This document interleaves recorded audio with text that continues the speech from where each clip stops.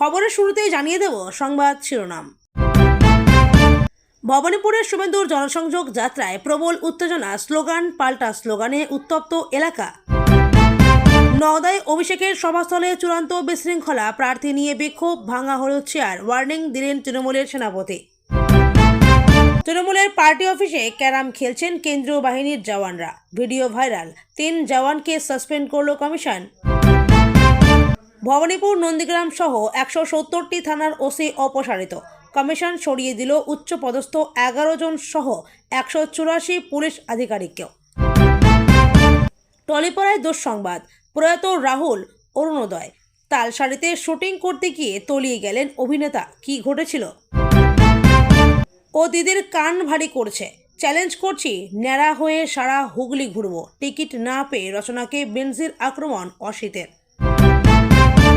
পানিহাটিতে প্রচারে নেমে পা ছুঁয়ে আশীর্বাদ নিলেন বিজেপি প্রার্থী অভয়ার মা, কেঁদে ফেললেন ভোটাররাই। কে প্রার্থী দেখতে হবে না, 294টি কেন্দ্রে আমি প্রার্থী, 16র স্মৃতি ফিরিয়ে 26এও একই বার্তা মমতার। বহরমপুর থেকে লড়ছেন অধীর, মালতীপুরে প্রার্থীর মৌসুম, 284টি আসনের জন্য প্রার্থীদের নাম ঘোষণা করে দিল কংগ্রেস।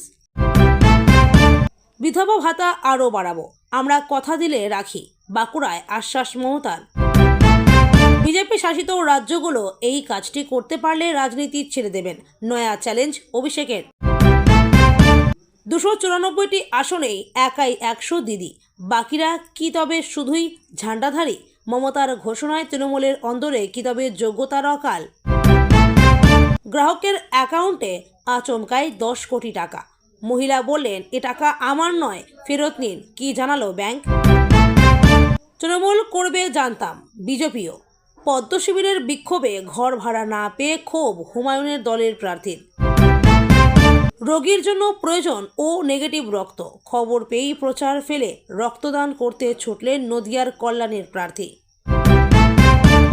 অলচিকি ভাষা নয়, লিপি সংশোধন করে দিতে চাওয়া ব্যক্তিকে মমতার ধমক, নিজের ভুল সংশোধনের ন্যূনতম শিক্ষা নেই, বললেন শুভেন্দু অধিকারী। প্যান কার্ডে এই ভুল থাকলে 1 এপ্রিল থেকে হবে বাতিল, মোদী সরকারের নতুন কড়া নির্দেশ।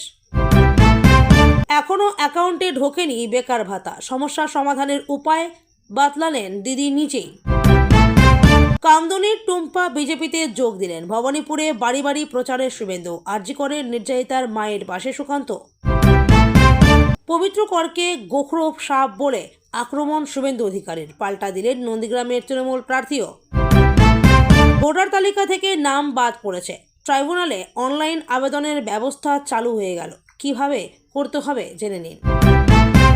কেরলে মোদির সভা ঢাকল কালো ধোঁয়ায়, হুলস্থুল পুলিশ দমকলে, প্রশ্নে নিরাপত্তা। জেডিইউ বিধায়কের ছেলে উত্তর দিনাজপুরের জেলা শাসক, কমিশনের বিরুদ্ধে পক্ষপাতিত্বের অভিযোগ কুণালের। তৃণমূল বিজেপির সংঘর্ষে আহত কোচবিহারে শাসক দলের যুব সাধারণ সম্পাদক। প্রচারে মহিলাদের হেনস্থা, বিজেপি প্রার্থীকে গো ব্যাক স্লোগান দিতেই ধস্তাধস্তি, উত্তপ্ত রাজারহাট নিউ টাউন। কোনোভাবেই বাংলার ক্ষমতায় বিজেপি আসবে না, প্রবীণ সিপিএম নেতার কথায় মমতার ছায়া। টেক ভিকটিম কার্ড কে খেলে, কিভাবে খেলে সেটা আমরা সবাই জানি, শাহকে পাল্টা খোঁচা প্রাক্তন। ভোটার তালিকায় নাম বাদ, জেলায় জেলায় ক্ষোভের আগুন, বাহিনীকে কালো পতাকা বিক্ষোভকারীদের। পশ্চিমবঙ্গের ভোটে আনা হচ্ছে কাশ্মীর এবং মণিপুর সামলানো 200 কোম্পানি কেন্দ্রীয় বাহিনী, বুথে নামবেন 30,000 জওয়ান। বাগদায় বিজেপিতে ভাঙন, মমতা বালার হাত ধরে 50টি পরিবার যোগ দিল তৃণমূলে। এতক্ষণ শুনছিলেন সংবাদ শিরোনাম, এখন আসছে বিস্তারিত খবরে।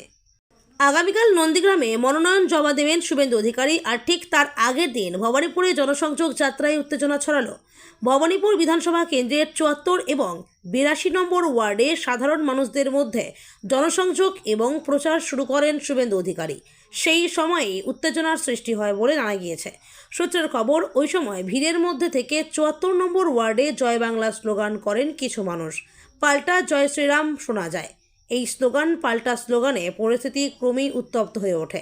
সামনে মহিলারা জমায়েত করে রাস্তা আটকে দেন বলে অভিযোগ জানানো হয় বিজেপির পক্ষ থেকে। অন্যদিকে তৃণমূলের পক্ষ থেকে অভিযোগ করা হয় বিজেপির মিছিল থেকে চোর বাংলাদেশি স্লোগান করা হয়েছে। প্রসঙ্গত, বাংলা জুড়ে বেজে গিয়েছে ভোটের দামামা। ভবানীপুরে বৈঠক করে প্রচার শুরু করেছেন শুভেন্দু অধিকারী। এবার নন্দীগ্রামে মার্জিন বাড়িয়ে ভবানীপুর জেতার হুঙ্কার দিলেন বিরোধী দলনেতা। তিনি বলেন, আমি শৃঙ্খলা পরায়ণ দলের কর্মী। দল যে দায়িত্বে রয়েছেন সেটার মর্যাদা রক্ষার চেষ্টা করব। নন্দীগ্রামে মার্জিন বাড়িয়েই জিতব। অভিষেক বন্দ্যোপাধ্যায়ের সভার আগে তুমুল বিশৃঙ্খলা। নওদায় অভিষেক পৌঁছানোর আগেই প্রার্থী নিয়ে বিক্ষোভ তৃণমূলের একাংশের। সভাস্থল বাইরে বিক্ষোভ দেখান তৃণমূলের ব্লক সভাপতি সফিউজ্জামানের অনুগামীরা। তৃণমূলের প্রার্থী শাহিনা মমতাজের বিরুদ্ধে বিক্ষোভ দেখান তারা। সেই নিয়ে দলের নেতা কর্মীদের কড়া বার্তা দেন তৃণমূলের সর্বভারতীয় সভাপতি অভিষেক। রবিবার মুর্শিদাবাদের নওদায় প্রচার করেন অভিষেক। সেখানে দাঁড়িয়ে লড়াই আরও জোরদার করার ডাক দেন তিনি। কিন্তু সভা শুরু হওয়ার আগেই চরম বিশৃঙ্খলা তৈরি হয়। অভিষেক পৌঁছানোর আগেই প্রার্থী চয়ন নিয়ে বিক্ষোভ দেখান সফিউজ্জামানের অনুগামীরা। চলতে থাকে স্লোগান। মমতাজের বিরুদ্ধে ক্ষোভ উগরে দেন সকলে। বিধায়ক মমতাজকেই পুনরায় প্রার্থী করেছে তৃণমূল। সেই নিয়ে দলের অন্দরে অসন্তোষ গোড়া থেকেই। তাই অভিষেকের সভার আগে একেবারে মিছিল করে মাঠে ঢোকেন সফিউজ্জামানের অনুগামীরা। বেশ কিছুক্ষণ ধরে চলে স্লোগান। স্থানীয় তৃণমূল নেতৃত্ব বিক্ষোভ সামাল দেওয়ার চেষ্টা করেন। চলে চেয়ার ছোড়াছড়ি, ভাঙাভাঙিও চলে। অভিষেক সভাস্থলে পৌঁছানোর পরও নতুন করে বিক্ষোভ শুরু হয়। মঞ্চ থেকে অনুগামীদের থামানোর নির্দেশ দিতে দেখা যায় সফিউজ্জামানকে। মঞ্চেই অভিষেকের সঙ্গে কথা হয় সফিউজ্জামানের। এরপর বক্তৃতা করতে উঠে কড়া বার্তা দেন অভিষেক। জানান, এই বিশৃঙ্খলা একেবারেই বরদাস্ত করা হবে না। তিনি বলেন, যদি প্রার্থীকে ভালো না লাগে আপনাদের ধরে নেবেন। নওদা বিধানসভায় আমরাই প্রার্থী।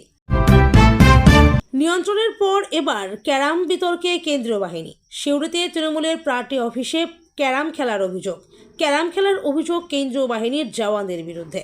ইউনিফর্ম পরেই তৃণমূলের পার্টি অফিসে ক্যারাম খেলছেন জওয়ানরা। ভিডিও ভাইরাল ভিডিও ঘিরে বিতর্কের পরই কড়া সিদ্ধান্ত কমিশনের। সাসপেন্ড 3 জওয়ান। বিভাগীয় তদন্ত শুরুর নির্দেশ। কমিশনের কড়া বার্তার পরও ক্যারাম খেলার অভিযোগ সাসপেন্ড। কোনো আতিথেয়তা গ্রহণ করা যাবে না, আগেই নির্দেশ দেয় কমিশন। সিউড়িতে তৃণমূলের পার্টি অফিসে ক্যারাম খেলার অভিযোগে সাসপেন্ড 3 জওয়ান।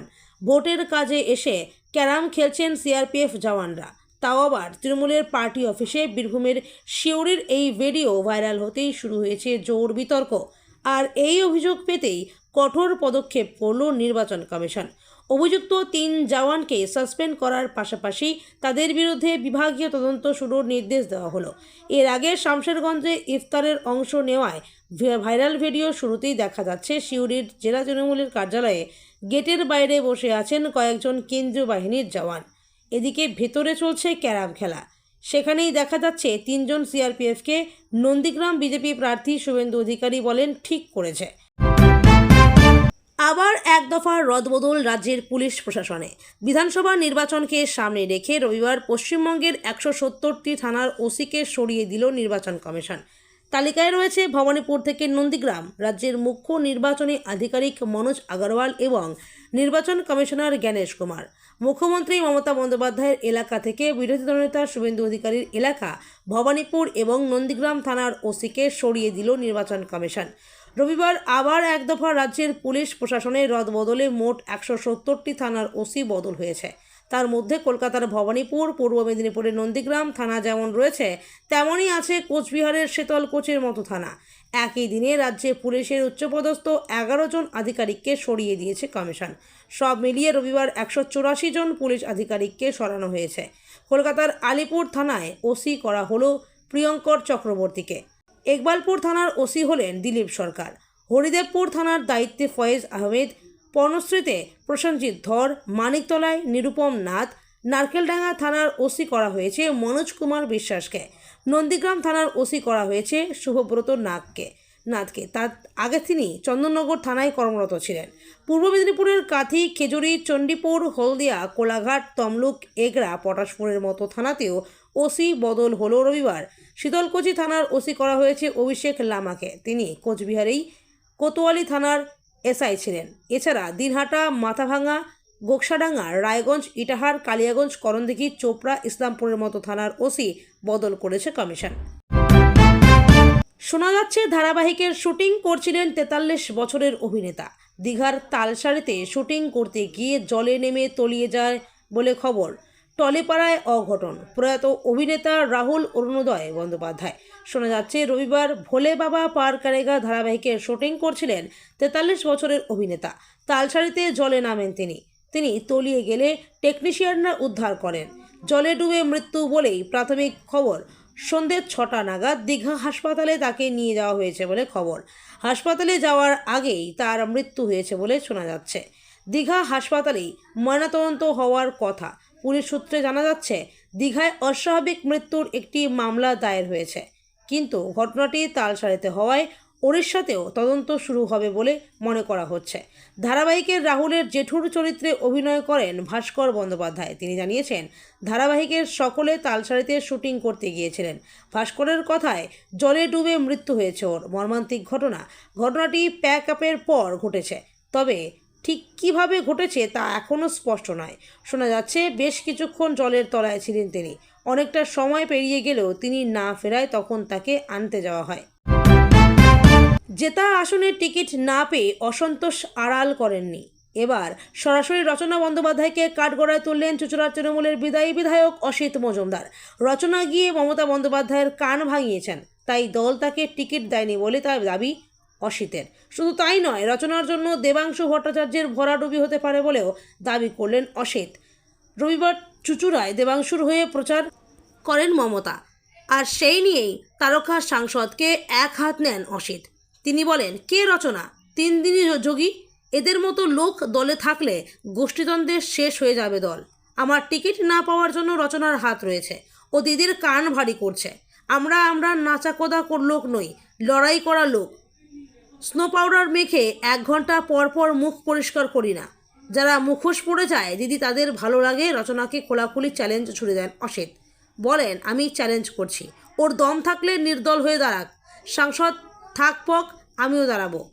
যদি ওর থেকে 10 গুণ বেশি ভোট না পাই, ন্যাড়া হয়ে সারা হুগলি জেলা ঘুরব। দম থাকলে দাঁড়াক। 3 দিনকার যোগী ও সিঙ্গুর, নন্দীগ্রাম, গড়বেতার, নানুর দেখেছে। ও কেন শহরাঞ্চলে ভোট পাচ্ছে না বলুন তো? আমাকে লোক 21,000-এ জেতায়, ওকে হারায় 8,000-এ, কারণ শহরাঞ্চলের মানুষ ওকে পছন্দ করে না। অসিতের সঙ্গে রচনার দ্বন্দ্বের খবর সামনে আসছিল বেশ কিছুদিন ধরেই। বিশেষ করে কয়েক মাস আগে সাংসদ তহবিলের টাকায় বাণী মন্দির স্কুলে স্মার্ট ক্লাস করা নিয়ে দ্বন্দ্ব আরও বাড়ে। সেখানে গিয়ে অসিত ঝামেলা পাকান। স্কুলের শিক্ষকরাও সঙ্গে দুর্ব্যবহার করেন বলে অভিযোগ ওঠে। রবিবার ভোটের প্রচারে নেমেছেন পানিহাটিতে তৃণমূল ও বিজেপি 2 দলের প্রার্থীরাই।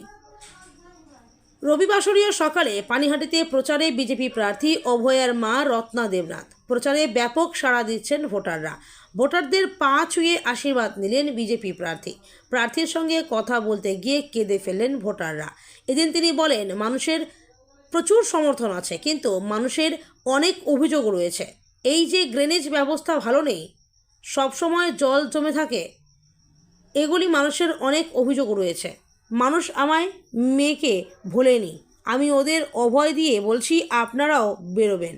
আমি ওদের অভয় দিয়ে বলছি আমি জিতব, মানে পানিহাটির বাসিন্দারা জিতবেন। বিচার তো আমি আদালতেই পাবো। বিচারের জন্য মানুষ কি করবে? পাশে থাকবে। কিন্তু মানুষের এই যে দুরবস্থা, সেটা আমি চোখের সামনে দেখতে পাচ্ছি। অপরদিকে পানিহাটিতে বেরিয়ে তৃণমূল প্রার্থী বলেন, আমার কাকিমার সম্পর্কে কোনো বক্তব্য নেই। উনি যে ব্যথায় ব্যথিত, আমিও সেই ব্যথা অনুভব করতে পারি। যে রাজনৈতিক দলের ক্যান্ডিডেট, সেই রাজনৈতিক দল সম্পর্কে অনেক বক্তব্য আছে, আমাদের দলের বক্তব্য আছে। প্রার্থী ঘোষণার পরে যখন জোর কদমে প্রচার চালাচ্ছে প্রায় সমস্ত দল, তখন একটা ছবি বিভিন্ন দলের তরফে থেকে উঠে আসছে। সেটা হলো প্রার্থী অসন্তোষ। তৃণমূল থেকে শুরু করে বিজেপি, সিপিএম, বিভিন্ন দলে বিভিন্ন জায়গায় কম বেশি প্রার্থী নিয়ে অসন্তোষ দেখা গিয়েছে। দলের নেতানেত্রীরা অবশ্য এই সমস্ত সমস্যা সমাধানের চেষ্টা করছেন। আর এবার প্রার্থীদের নিয়ে কথা বলতে গিয়ে গত নির্বাচনের স্মৃতি ফিরিয়ে আনলেন মমতা বন্দ্যোপাধ্যায়। 2016 পরে 2026 ফের মমতার গলায় বার্তা, 294টি কেন্দ্রে আমি প্রার্থী। এদিন মানবাজারে নির্বাচনী প্রচার করতে গিয়েছিলেন মমতা বন্দ্যোপাধ্যায়। সেখান থেকে বিরোধীদের একের পর এক আক্রমণ সারান তিনি। পাশাপাশি এদিন প্রার্থী অসন্তোষ নিয়েই মন্তব্য করেন মমতা বন্দ্যোপাধ্যায়। এদিন মঞ্চ থেকে তিনি দ্ব্যর্থহীন ভাষায় বলেন, কে প্রার্থী দেখতে হবে না, মনে করুন 294টি কেন্দ্রে আমি প্রার্থী। আমার ওপর ভরসা রেখে ভোটটা দেবেন। তৃণমূলের সরকার গড়বে, যতই করো চক্রান্ত সব হবে ব্যর্থ। আর যেন জঙ্গলমহলে অশান্তি ফিরে না আসে। এদিন তিনি আরও বলেন, ভুলে যান কে আপনার প্রার্থী, মনে রাখবেন আমি আপনার প্রার্থী সব জায়গায়। সরকারটা আমরাই করব। জোড়াফুল মানে তৃণমূল, আর তৃণমূল কংগ্রেসই ক্ষমতায় আসবে। বিজেপির চক্রান্ত সব হবে ব্যর্থ। মানুষ মারার চক্রান্ত সব হবে ব্যর্থ।